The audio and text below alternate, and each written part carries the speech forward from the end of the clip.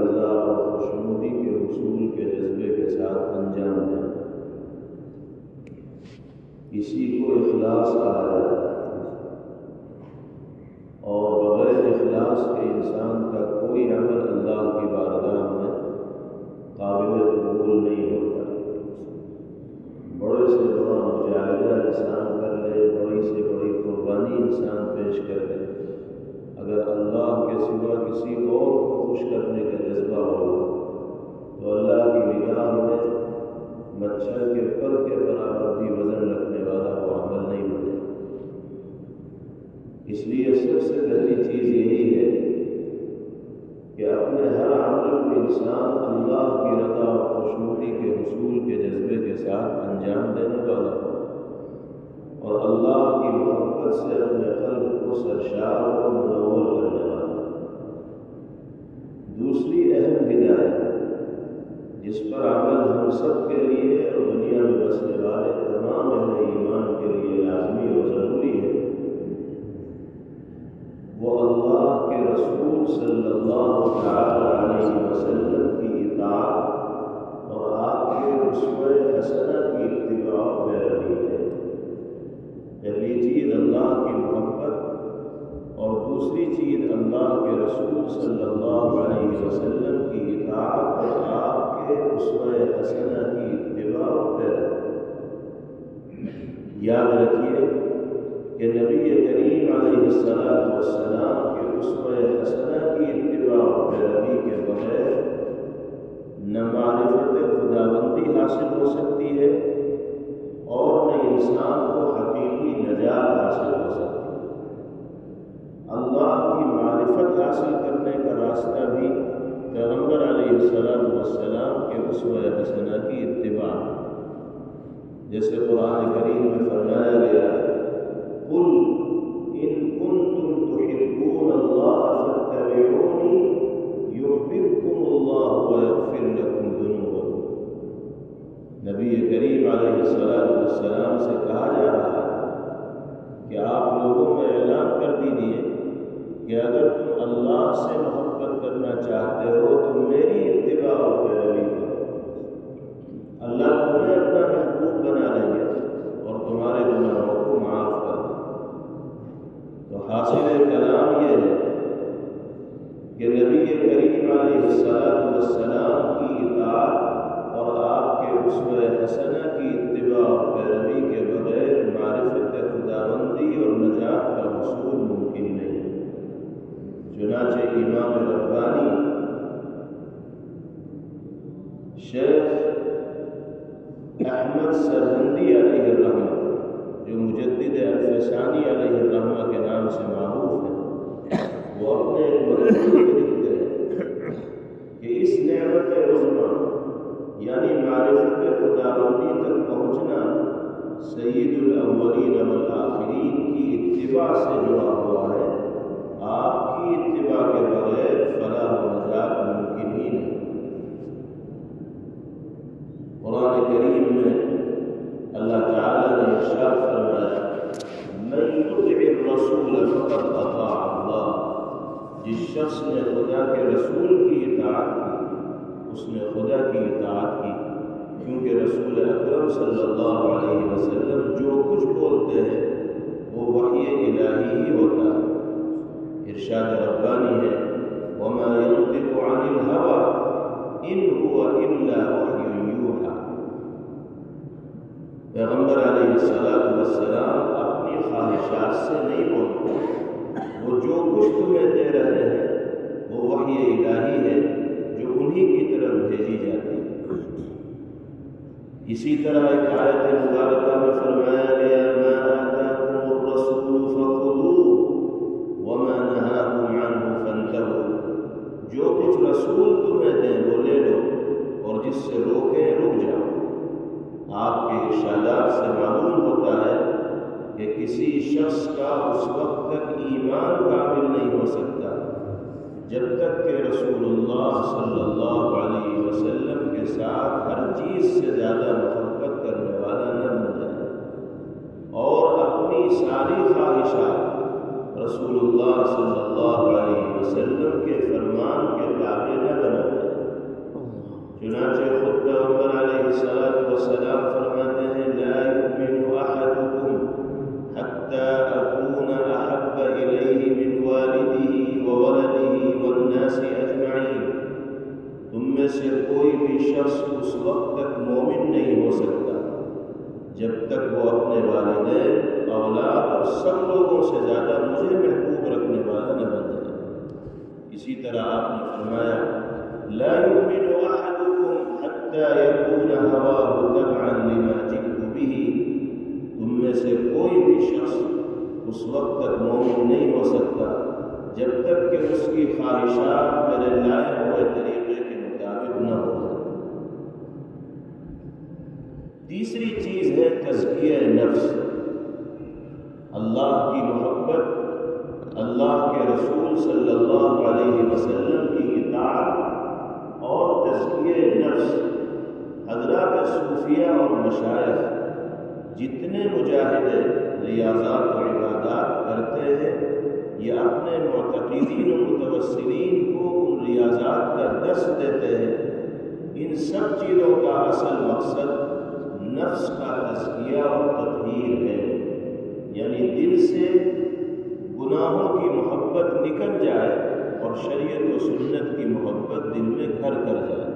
مقصد اصلی یہی ہے، ذکر کرنا مقصد اصلی نہیں ہے، ریاضت و مجاہدہ مقصد اصلی نہیں ہے، ذکر اور ریاضت ذریعہ ہے مقصد اصلی تک پہنچنے کا، اور وہ مقصد اصلی ہے نفس کو رذائل سے پاک کرنا اور فضائل سے مالا مال کرنا۔ چنانچہ قرآن کریم میں اللہ تعالیٰ نے جناب رسول اللہ صلی اللہ علیہ وسلم کے مقاصد بعثت کو بیان کرتے ہوئے اسی موضوع کو ذکر کیا، اور حضرت ابراہیم علیہ السلام کی ایک دعا اللہ نے قرآن پاک میں نقل کی، ربنا وبعث فیہم رسولا منہم یتلو علیہم آیاتک ویعلمہم الکتاب والحکمت ویزکیہم۔ حضرت ابراہیم علیہ السلام دعا کر رہے جو جد امجد ہے سرکار العالم جناب محمد رسول اللہ صلی اللہ علیہ وسلم، دعا کرتے ہیں کہ اے ہمارے پروردگار، میری اولاد میں ایک ایسا رسول بھیجیے جو لوگوں کو آپ کی آیات پڑھ کر سنائے، انہیں کتاب و حکمت کی تعلیم دے اور ان کے اندر کا، باطن کا، قلب کا اور نفس کا تزکیہ کرے۔ حضرت ابراہیم علیہ السلام کی یہ دعا جناب رسول اللہ صلی اللہ علیہ وسلم کی تشریف آوری کی شکل میں مقبول ہے۔ اللہ نے ابراہیم علیہ السلام کی دعا کو قبول کیا اور نبی کریم علیہ السلام کو دنیا میں انسانیت کا رہنما بنا کر بھیجا، اور جن جن مقاصد کے لیے ابراہیم علیہ السلام نے دعا فرمائی تھی، پیغمبر علیہ السلام کی بعثت کے مقاصد بھی وہی بتائے گئے۔ ارشاد ربانی ہے هو الذی بعث فی الامیین رسولا منہم یتلو علیہم آیاتہ ویزکیہم ویعلمہم الکتاب والحکمہ وإن كانوا من قبل لفی ضلال مبین۔ اللہ تعالیٰ ہے جنہوں نے ناخواندہ لوگوں میں انہی میں سے ایک رسول بھیجا جو انہیں خدائی آیات پڑھ کر سناتا ہے، ان کا تزکیہ کرتا ہے، انہیں کتاب و حکمت کی تعلیم دیتا ہے، اگرچہ وہ اس سے پہلے کھلی ہوئی گمراہی میں پڑے ہوئے۔ اس آیت سے ظاہر ہے کہ نبی کریم علیہ السلام کی بعثت کا مقصد یہ تھا کہ لوگوں کو قرآنی آیات پڑھ کر سنائیں، ان کا تزکیہ کریں، کتاب و حکمت کی تعلیم دیں۔ لیکن غور کیا جائے تو واضح ہوگا کہ نبی پاک علیہ السلام کی بعثت کا اصل مقصد دلوں کی صفائی تھا، جس کو تزکیہ کہا جاتا ہے۔ اس لیے کہ دل اگر صاف ہو گیا تو پھر انسان کے سارے اعضاء و جوارح صحیح راستے پر چلیں گے، کیونکہ آیات مبارکہ کی تلاوت ہو، کتاب و حکمت کی تعلیم ہو، ان سب چیزوں کا اصل مقصد دل کی کی صفائی ہی تو ہے، کیونکہ اگر تعلیم سے تزکیہ قلب اور تطہیر نفس حاصل نہ ہو تو پھر پڑھنے پڑھانے سے کیا فائدہ؟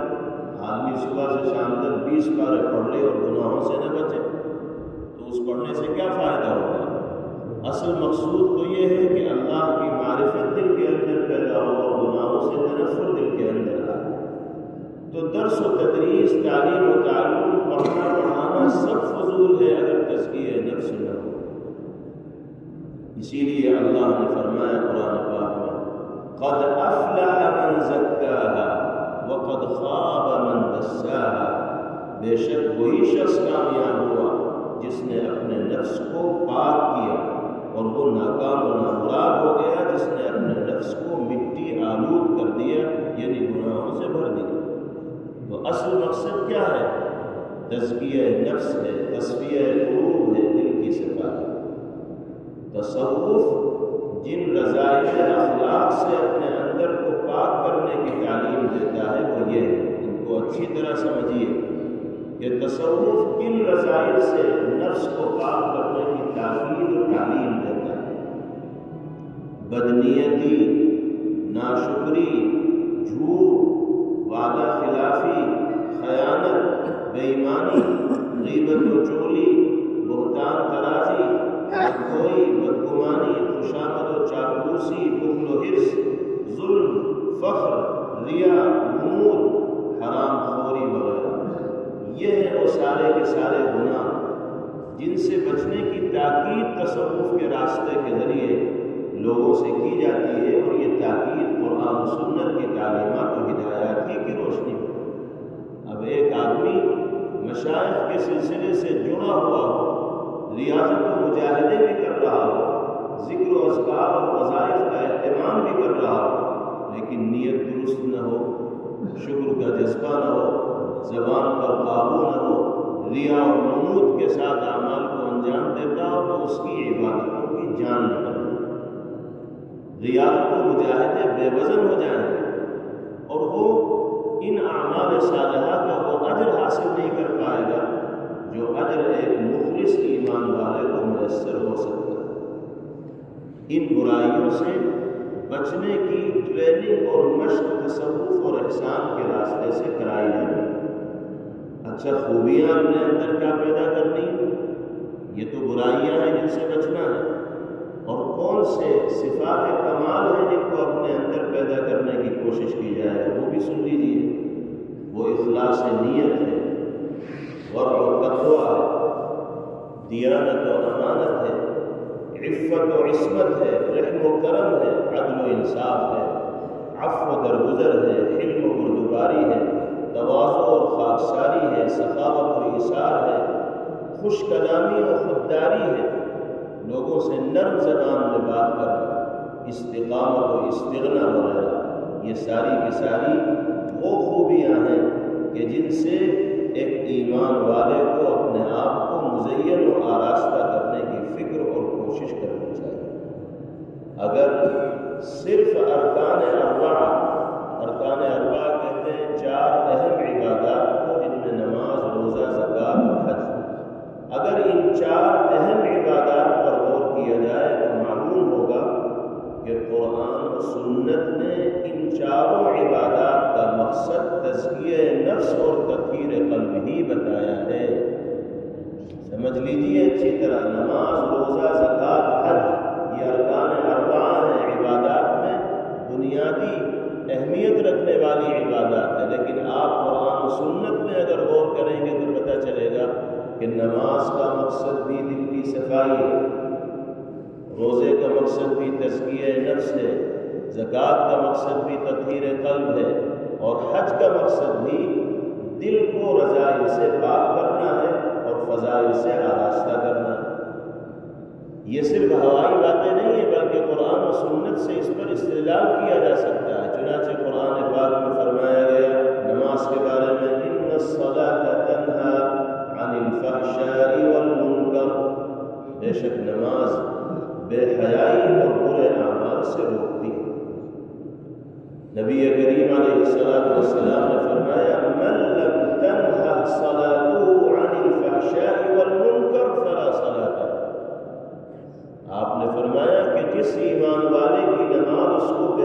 برائی سے، منکرات سے اور گناہوں کے کام سے نہ روکے تو اس کی نماز نماز ہی نہیں۔ وہ نماز نماز کہے جانے کے لائق نہیں کہ جس نماز کو پڑھنے کے بعد آدمی جھوٹ بھی بول رہا ہو، بدنگاہی بھی کر رہا ہو، غیبت بھی کر رہا ہو، چغلی بھی کر رہا ہو، ناشکری بھی کر رہا ہو، بدگوئی بھی کر رہا ہو، بے حیائی کا مرتکب بھی ہو رہا ہو، تو ایسی نماز در حقیقت نماز کہے جانے کے لائق۔ پتہ چلا کہ نماز کا مقصد بھی دل کی صفائی ہے، گناہوں کی نفرت دل میں پیدا ہو۔ اسی طرح روزے کے بارے میں فرمایا لعلکم تتقون یا ایھا الذین آمنوا کتب علیکم الصیام کما کتب علی الذین من قبلکم لعلکم تتقون۔ روزے تم پر اسی لیے فرض کیے گئے ہیں تاکہ تم پرہیزگار بن جاؤ، متقی بن جاؤ، دل صاف رکھنے والے بن جاؤ۔ اور پیغمبر علیہ السلام نے کیا فرمایا؟ من لم یدع قول الزور والعمل به فليس لله حاجة ان يدع طعامه وشرابه۔ جو آدمی جھوٹ بولنے سے اور جھوٹی باتوں پر عمل کرنے سے نہ رکے تو اللہ کو کوئی ضرورت نہیں کہ وہ کھانا پینا چھوڑ دے اور اپنے آپ کو روزے داروں میں شمار کرے۔ یہ تو فاقہ ہو جائے گا کہ روزہ بھی رکھ رکھا ہے اور جھوٹ بھی بول رہے ہیں، جھوٹی باتوں پہ عمل بھی کر رہے ہیں اور ڈٹائی کے ساتھ گناہ بھی کر رہے ہیں۔ پتہ چلا کہ روزے کا مقصد بھی تصفیہ قلب، تزکیہ نفس اور دل کی صفائی ہے، تقوی کی صفت سے مالا مال۔ اسی طرح زکوٰۃ و صدقات کا مقصد بتاتے ہوئے نبی کریم علیہ السلام نے فرمایا اتقوا الشح فإن الشح أهلك من كان قبلكم حملهم على أن سفكوا دماءهم واستحلوا محارمهم۔ نبی کریم علیہ السلام فرماتے ہیں زکوٰۃ و صدقات دیا کرو اور نفس کی کنجوسی اور بخل سے اپنے آپ کو بچاؤ، کیونکہ بخل و کنجوسی نفس کا ایسا رذیل خلق ہے جس نے تم سے پہلوں کو ہلاک کر ڈالا، جس کے سبب انہوں نے خوریزیاں کی اور حرام چیزوں کو حلال کر دیا۔ اس سے صاف ظاہر ہے کہ زکوٰۃ و صدقات اور اللہ کی راہ میں خرچ کرنے کا اصل مقصد انسان کے دل کی صفائی اور تزکیہ۔ آخری عبادت رہ گئی جسے حج کہا جاتا ہے، اس کا مقصد بھی تزکیہ ہے۔ حج کے بارے میں قرآن پاک میں فرمایا گیا فَمَنْ فَرَضَ فِيهِنَّ الْحَجَّ فَلَا رَفَثَ وَلَا فُسُوقَ وَلَا جِدَالَ فِي الْحَجِّ۔ جو شخص حج کے مہینوں میں حج کی نیت کرے اسے چاہیے کہ عورتوں سے چھیڑ چھاڑ نہ کرے، نافرمانی اور لڑائی جھگڑا نہ کرے۔ اور فرمایا گیا وَتَزَوَّدُوا فَإِنَّ خَيْرَ الزَّادِ التَّقْوَىٰ۔ سفر حج کا سامان اپنے ساتھ لے کر نکلو کیونکہ اس سفر میں بہترین توشہ تقویٰ ہے۔ نبی کریم علیہ السلام نے فرمایا من حج للہ فلم يرفث ولم يفسق رجع كيوم ولدته امه۔ فرمایا کہ جو اللہ کی رضا کے لیے حج کرتا ہے اور اس میں اپنے آپ کو گناہ اور نافرمانی سے بچاتا ہے تو وہ گناہوں سے پاک و صاف ہو کر ایسے لوٹتا ہے جیسے گویا کہ آج ہی اس کی ماں نے اسے جنم دیا۔ ان آیات و احادیث سے صاف ظاہر ہوا کہ ارکان اربعہ یعنی نماز، روزہ، زکوٰۃ، حج، ان چاروں عبادات کا اصل مقصد تزکیہ و تطہیر قلب ہے، اور اسی کا درس حضرات مشائخ و صوفیاء کرام دیتے چلے آئے ہیں اور دیتے رہے ہیں۔ اللہ تعالی ہم سب کو اپنے نفس کو شریعت و سنت کے تقاضے پر چلنے کا عادی بنائے اور ہر طرح کے رذائل سے باری تعالی ہمیں پاک فرمائے اور خصائل سے باری تعالی اچھی عادات سے ہم سب کو مالامال فرمائے۔ وصلی اللہ تعالی علی خیر خلقہ محمد وآلہ وصحبہ اجمعین۔ Thanks for watching. Don't forget to like, comment, share and subscribe to Al Wahid channel.